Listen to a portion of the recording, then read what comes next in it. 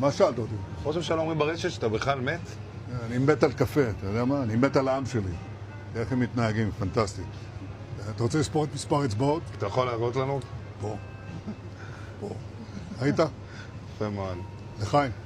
ראש הממשלה מסר לאנשים שיוצאים ומתאווררים? לצאת להתאוורר, אבל ליד מרחב מוגן. והעמידה שלכם היא מדהימה, נותנת כוח לי, לממשלה, לצה"ל, למוסד. אנחנו עושים דברים שאני לא יכול לשתף ברגע זה, אבל עושים דברים מכים באיראן חזק מאוד, גם ביום הזה, גם בלבנון, ממשיכים. אתם אומרים לי להמשיך? אני אומר לכולכם, גם אתם תמשיכו. תמשיכו להישמע להוראות פיקוד העורף, כל הזמן, להישמע להוראות פיקוד העורף, וגם לראשי הערים, להיות תמיד ליד מרחב מוגן. ואנחנו נקל ככל שהדבר ניתן. ותודה לך על הקפה, הוא מצוין. אני לא יודע לגבי הקלוריות, זה נראה לי מסוכן מאוד. חלום חיי, מתגשם כרגע. חלום חיי. אז גורם לי להיות מאושר. גורם לך להיות מאושר.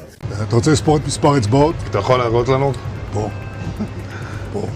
היית? יפה מאוד. לחיים.